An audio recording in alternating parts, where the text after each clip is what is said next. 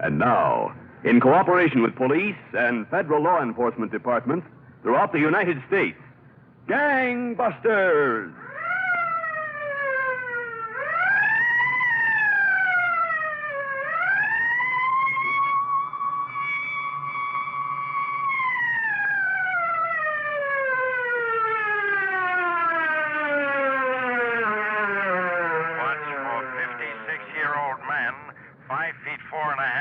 Tall, weighing 172 pounds, with red and blue bulldog head tattooed on right forearm. More to follow on Gangbusters Clues. Gangbusters, the only national program that brings you authentic police case histories, has asked Captain O. Thornton Link, former Chief of Detectives, Police Department, Danville, Virginia, to narrate by proxy tonight's case. Captain Link. Thank you, and good evening, Gangbusters listeners. It was about 10 minutes to 9 on a pleasant winter morning of February 1954 when John Wilson approached the front door of the Danville, Virginia bank in which he worked. He inserted his key in the door. As he opened the door, he heard footsteps behind him. I'm going in with you, Mr. Wilson. Oh? Oh, one of the messengers from the main bank? Never mind the questions. Move on in. Hey, be careful with that gun. I'll be careful. Inside and shut up. Look, what do you want from me? I'm just an employee. Sure you are. You know the combination of the vault, too. You're going to open it for me. But I don't know the combination. Look, Mr. Wilson, I happen to know that you're the only person besides the manager who does know the combination. Now, you want me to use this gun? All right. Well, let's get to the vault. Go on, you lead the way. You know you won't get away with this. I ain't worried. Okay. Now open it. No funny business.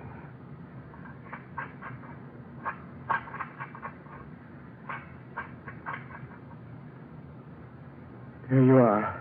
Okay, mister. I'll open the door myself. Oh, you want to play rough, do you? Stupid hoodoo. I warn you.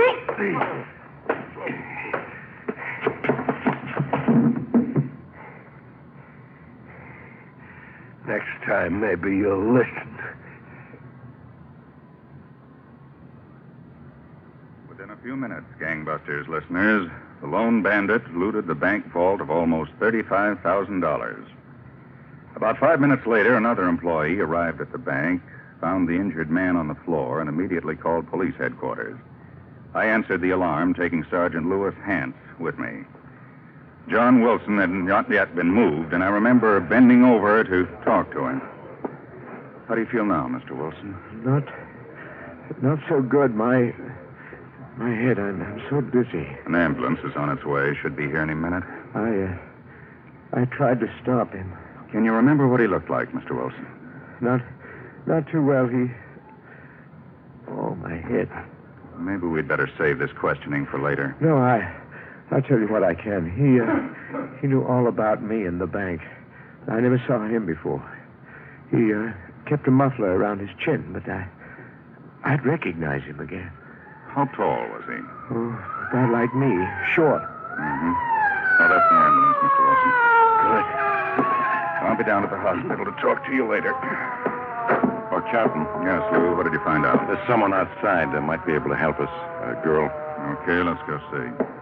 Oh, wait a second. Here's the ambulance crew. It's right over there, Doctor, near the vault. Now, about the girl. Where'd you say she is? We're waiting outside. Good. Come on.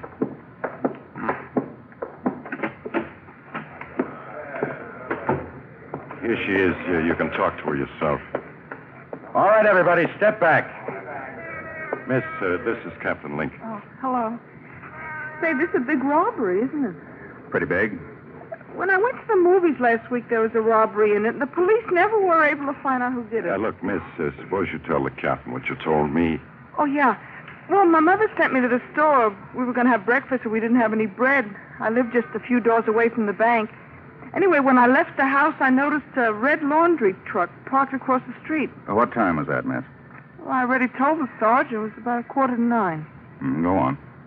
Well, when I came back from the store, maybe about 10 after 9, there's this big crowd, and the laundry truck was gone. And that's all. I see. Well, thank you very much. You've been very helpful. Oh, it's all right. Say, why don't you call in one of those private eyes? In this movie, I saw the police never could solve the case, but the private eye, he was able to tell them... Yes, I saw it. Oh. If you'll give your name and address to the officer by the door. Sure. Tom, take this girl's name and address, will you? Thanks again. Come on, Lou. You're going to trace the truck? Yeah. If we can find that driver, he might have seen something that'll give us a line on the holdout man. It's a beginning, anyway.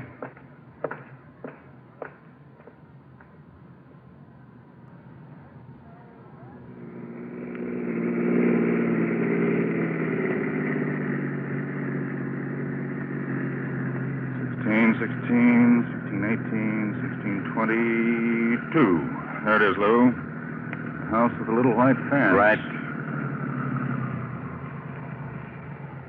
It's a nice little place, isn't it? Mm-hmm. Come on.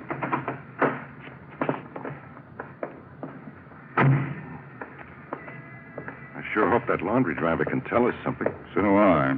I was counting on finding some fingerprints in the vault, but no luck.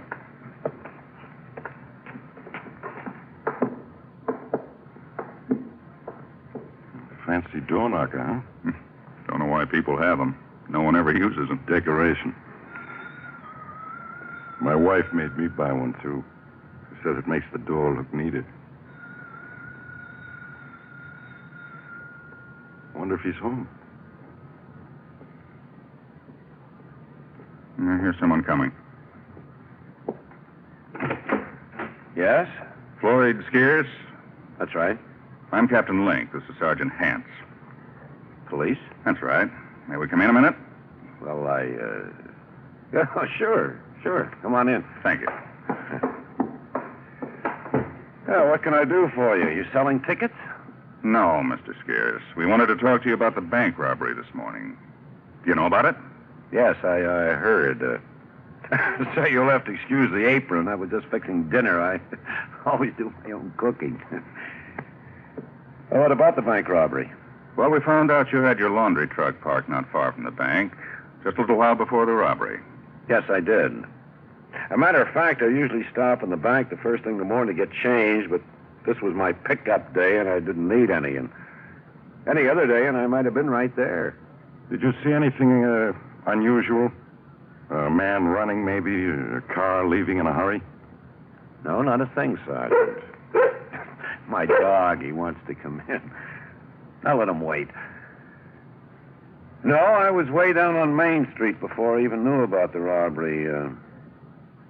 Wasn't there anyone else around? No one but you. Hey, that's too bad. I wish I could help you. I think I better let him in. He'll scratch half the paint off the door. We'll be going anyway.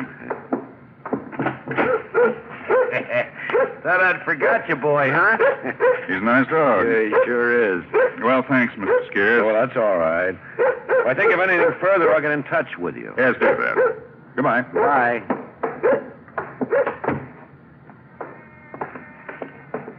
What do you think, Captain? I don't know. Guess there was no reason for him to lie, yet there's something about him. Almost seemed too friendly, you know what I mean? Yeah, I sort of sensed it myself.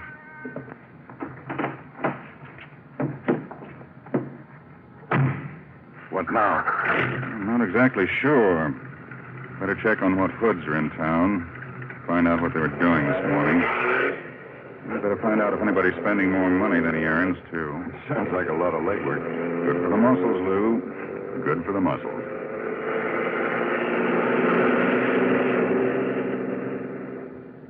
The search was on, Gangbusters listeners. Local, state, and federal authorities combined forces in a roundup of all suspicious characters and all possible leads. Roadblocks were set up, and planes of the Civil Air Patrol flew over backwoods areas hoping to spot any automobiles that deliberately avoided the blocks. 8 days went by, during which several leads were followed and then dropped as false. Then, in a small restaurant on one of Danville's side streets. Hey, you over there at the bar. Me? Yeah, come here a minute. What do you want? You hungry? Sure, I'm hungry. Why? Sit down here. Have a meal on me. What? Sit down and eat. Well, you mean you're going to snake me? Sure. Be my guest. Sit down. Well, you sure there's no catches? Go on. Order anything you like. Okay. I only got a quarter. I was just going to have a hamburger. I'll take the turkey.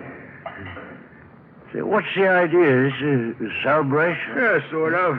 I always said if I ever made a strike, I'd set up a big meal for some guy who needed it every night for a week. Oh, that's nice. That's real nice. I was hungry once, Buster. I know what it's like. Oh, sure thing. And what'd you do? A business deal come through? Why, you might say. Hey, waiter, bring this man the turkey. Yeah, I had a good business deal. And there'll be more coming, too. Ah, that's good. A nice guy like you. A nice guy like you, he should always make out.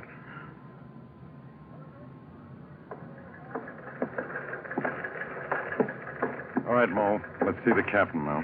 What do you want from me? What'd you pick me up You'll for? find out. Just relax. I didn't do nothing. I swear I didn't. You can tell that to the captain. Oh, you cops, you all are like you pick up a guy who's minding his own business. Big deal, Captain. What am I supposed to do, Bao? Just take it easy. Come in. All right, Mo. You first. Don't shove, that's all. Don't shove. All right, sit down over there, Mo. Hello, Mo. Nice going, Mo. He does a better job of acting each time. Well, you know how it is. A guy can't be too careful. All right, Mo. Go ahead and spill what you know. Well, it's like this. There's a guy. His name is Jerry Keaton. For the last week now, he's been spending a lot of dough. Even spent some on me. He said it was a business deal, but sounded kind of fishy to me. I thought you better know. You told me to be on the lookout. About an hour later, Jerry Keaton was picked up in Danville's business section. He was soon in my office at police headquarters. There you are, Keaton. Thanks. I was real thirsty. All right, you had your glass of water. Now let's start all over again. But I told you guys are crazy dragging me down to headquarters. I didn't do anything. Where'd you get the dough you've been flashing? I earned it. Where do you think? Come off it, Keaton. We checked. You haven't worked for 2 years. But it's true. Now listen to me, Keaton. You're in real trouble. The only way you'll get along is to tell the truth. Now, where'd you get that money? All right, I'll tell you. I didn't want to say. I'm listening. An uncle of mine died in Australia and left me his fortune. He started out as a newsboy and worked his way up to... Cut it out, Keaton. Now, you better listen. A man may die because of that holdup, and if he does, no Australian uncle's going to help you. Sure. Get him out of here, Lou. Turn him over to Kelly. Have him booked on suspicion. All right. Come on, Keaton. Look, you guys can't hold me. I don't know nothing about no bank job. I told you. Detective Division, Captain Link. Oh, hello, Tom. Oh, what's that? Ah, I see. All right, thanks. Lou, can you come back here a moment? Kelly's putting him in his cell right now, Captain. Might be our man, all right. I'm not so sure now. Why? Just got a call from Tom Haynes. He just found out from a neighbor of his that this neighbor's brother-in-law lent a .32 automatic to a friend for some target practice. Never got it back. Friend said he lost the gun. Well, what's that got to do with Keaton? Just this. The name of the friend who first borrowed and then lost the gun is Skeers. Floyd Skeers. Skeers, the laundry driver? Mm-hmm. Our innocent friend, the laundry driver. Back to Gangbusters in a moment. Tomorrow night, Lou Ayres plays the role of Sigmund Freud when the Radio Hall of Fame focuses a dramatic spotlight on the crisis of the famous scientist's controversial career. Hear how Dr. Freud faced his personal dilemma. whether to drown his curiosity about mental medicine and stay within the conventions of his day, or to follow his astonishing inclinations and court ridicule or worse from the established members of his profession. CBS Radio presents the Radio Hall of Fame tomorrow night on most of these stations with your host, Edward Arnold. Now, back to Gangbusters and Captain O. Thornton Link, formerly Chief of Detectives, Police Department, Danville, Virginia. Once the unexpected information on Floyd Skeerce was received, Gangbusters listeners, a new element had entered the case. Almost immediately, a check was begun on Skeerce's background and financial condition. And the next day, in my office... Come in. What'd you find out, Lou? Good deal, Captain. First, Skeerce has always been a quiet, respectable guy. Nothing unusual about him. Well, that's no help. But that's not all. Just yesterday, paid off a bank loan he's owed for a long time, and he bought himself a flock of new clothes. Oh, he's spending money, too. Yeah, he is. Hey, Yeah, just a minute. Detective Division, Captain Link. Are you in charge of the detectives? Yes, ma'am. I told them I didn't want to talk to anyone but the man in charge. I see. What can I do for you? Well, I found a gun. What's that? A gun. I found a gun behind my house. What kind of gun? Oh, I don't know, a gun. Listen, are you sure you're the man in charge? Yes, Let me have your name and address, ma'am. I want to come down to see you.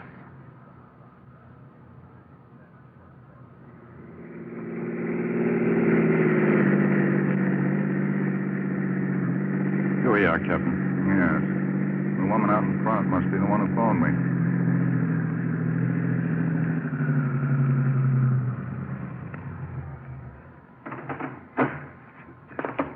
Are you Captain Link? Yes, ma'am. Well, I'm glad you're here. I was getting real nervous with that gun around. Where is it? Oh, I didn't touch it. Wouldn't dare touch it. That's very wise, ma'am. Now suppose you show me where it is. All right. It's around behind the house. Come on, I'll lead the way. All right, ma'am. They didn't want to let me talk to you at first. But I always insist on talking to the man in charge. The way to get things done. Nice lawn you have here. Yeah. High school boy comes by and looks after it. Oh, you see that little brook behind the house? It's where I found the gun. How'd you happen to find it? Well, there's a place in the brook where I like to dip out water sometimes for the flowers, but it's all blocked up with twigs and things. I started to try to clear it out. Here we are. Isn't it pretty here? Yes, ma'am. Where's the gun? Oh, well, if you'll bend down here, this is where I was clearing out the twigs. It's at the bottom. Yeah, I see it. All right, I'll get it out, Captain. Go ahead. Oh, be careful. Don't point it at me. Don't worry, ma'am, I won't. Here you are, Captain. It's a 32. You think someone lost it? That's possible. Excuse me a minute, ma'am. Hello. Skeerce, Captain. Good day. This is just about 2 blocks from his house. What time does he get through with his route? We ought to be home now. Mm-hmm. Well, let's thank the lady and go pay Skeerce a visit.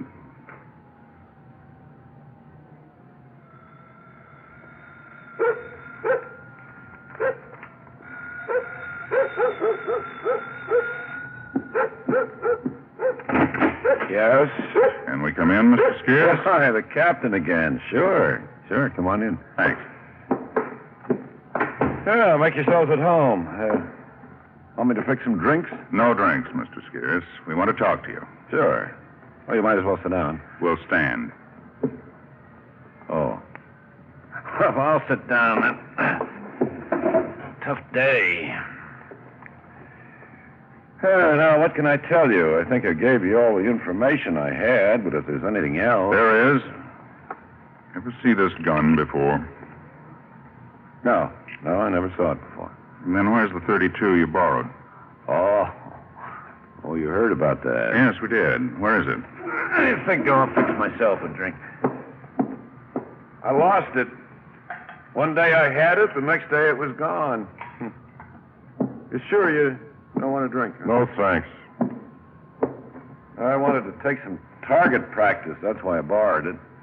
Did you know the man at the bank says the gun used on him was a .32? Oh, no, wait a And he minute. says that whoever held him up knew the bank's routine very well, especially their morning routine. Look, I don't know anything about that holdup. Just what I told you, nothing more. Then why did you try to hide the gun? I didn't. I told you. I lost it. In someone's backyard. I don't know anything about it. Maybe somebody found it, and then maybe he dropped it in the backyard. Mm-hmm. Well, you got no right to question me like this. I haven't done anything. Then you've got nothing to be afraid of, have you? That's right. There's nothing to be afraid of. Sit down, Mr. Scarce. All right. Look, I'd be glad to help you if I could, but there's nothing I can do. That's what you said before. Where's your telephone? Right over there on the table. You can use it if you want. Thanks. Lou?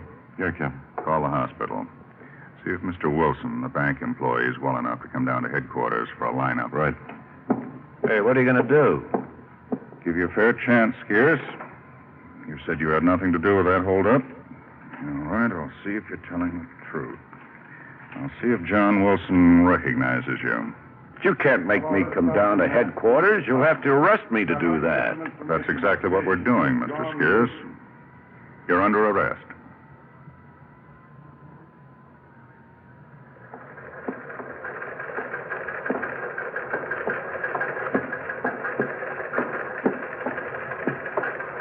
You sure you're up to this, Mr. Wilson? Oh, yes, I'm all right. I'm anxious to see the man apprehended. I think we've got the right man for you. Sit down here, Mr. Wilson. I'll come out and get you as soon as we're ready for you. Fine.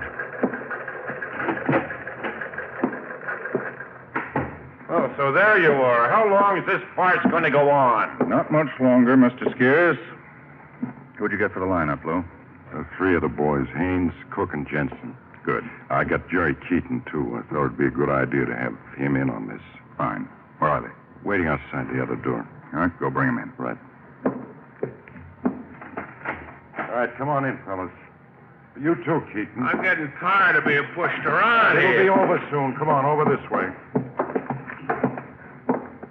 All right.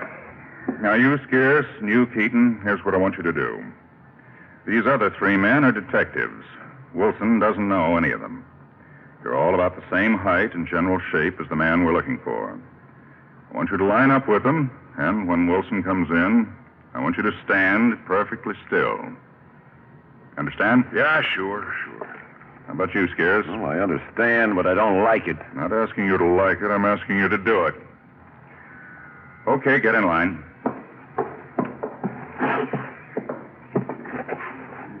Lou, get Wilson.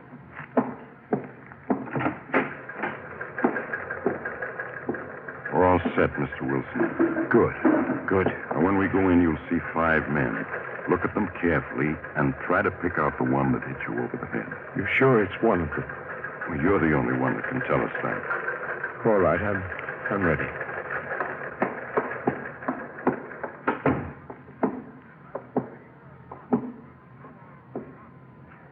All right, Mr. Wilson. Here they are. Look at them carefully. I don't have to, Captain. There he is. Right there. There's the one. Keaton. He's pointing to Keaton. He's crazy. Are you sure, Mr. Wilson? Yes. I'd never forget him. It's him, all right. All right, thank you very much. Is that all? That's all for now. I appreciate your coming down. It's all right. It's all right.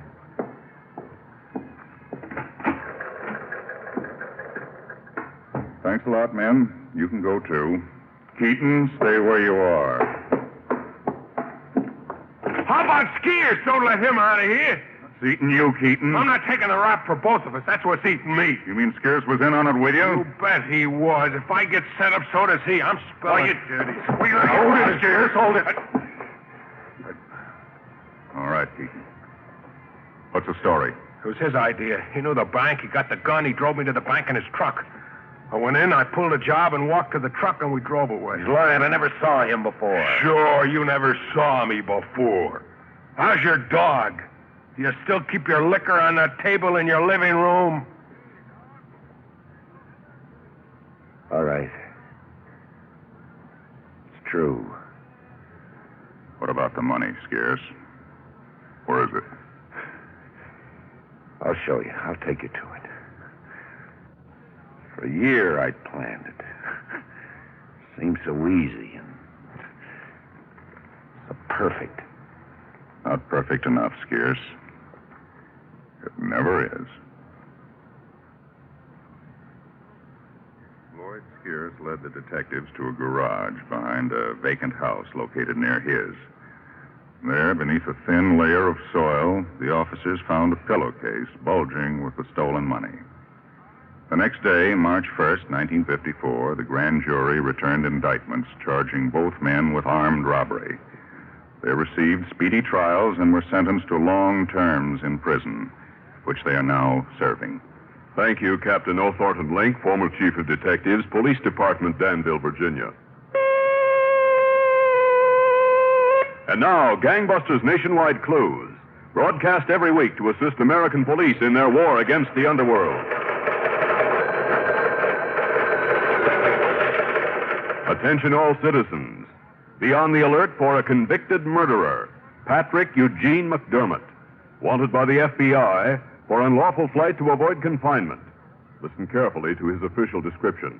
Age 56, 5 feet 4.5 inches, 172 pounds, brown hair, graying, medium complexion, may seek work as a hospital technician, machinist, barber, or composer of crossword puzzles. This fugitive has a 1-inch oblique scar over left eyebrow, tip of left index finger amputated, has tattoo of red and blue bulldog head right forearm, has complete set of upper and lower dentures, which he may not be wearing, sometimes wears glasses, is interested in astrology, and composes crossword puzzles. McDermott reportedly carries a snub-nosed revolver in right coat pocket. Consider him dangerous. Attention all citizens. Be vigilant for Herbert Bechtel, wanted by the FBI for unlawful flight to avoid prosecution for the crime of robbery. His official description. Herbert Dennis Bechtel, age 37, 5 feet 7, 175 to 80 pounds, stocky build, brown hair, brown eyes, ruddy complexion, may seek work as a beekeeper or a dairyman. This man has a 2-inch scar on chin. Nail on left ring finger is marred. He has a 6-inch scar on back of left leg. Ball of his left heel has been amputated, causing limp. He may be wearing mustache and long sideburns and have hair dyed and artificially waved. Caution. Bechtel may be armed and has reportedly stated that he will not be taken alive. He should be considered extremely dangerous.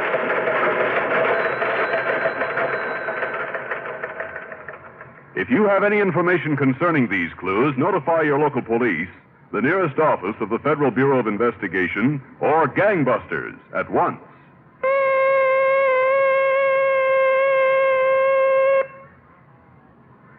Tonight's Gangbusters case was dramatized by Art Wallace and directed by Leonard L. Bass, with Bob Haig, Maurice Tarplin, and Bryna Rayburn in leading roles. Gaylord Avery speaking.